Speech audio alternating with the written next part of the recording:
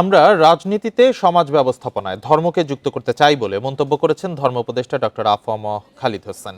দুপুরে কুমিল্লা নগরীর town hall মাঠে ইমাম খতিব সম্মেলনে তিনি কথা বলেন। তিনি বলেন, আমাদের রাজনীতি, সমাজ, কূটনীতি, বিশ্লেষণ সহ সব জায়গায় আমরা একটা ধর্মীয় আবেগ জাগ্রত করতে চাই। ধর্ম বাদ দিলে আমরা যে কোনো সময় বিপদে পড়তে পারি। তিনি আরো বলেন, গণতন্ত্র হোক, রাজতন্ত্র হোক, ধর্ম থেকে রাজনীতি যদি আলাদা হয়, ধর্ম থেকে সমাজ ব্যবস্থা যদি আলাদা হয় এবং ধর্ম থেকে বিশ্লেষণ যদি আলাদা হয়, তাহলে চেঙ্গিস খানের বর্বরতা বিরাজ করবে।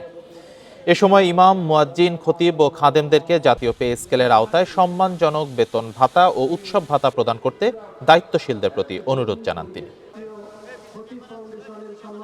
রাজনীতিতে, সমাজ ব্যবস্থাপনায় ধর্মকে যুক্ত করতে চাই। আমাদের রাজনীতি, আমাদের সমাজ, আমাদের কূটনীতি, আমাদের বিশ্লেষণ সব জায়গায় আমরা একটা ধর্মীয় আবেগ, ধর্মীয় ভাবমূর্তিকে আমরা জাগ্রত করতে চাই। ধর্ম বাদ দিলে আমাদের যে কোনো সময় আমরা বিপদে পড়তে পারি।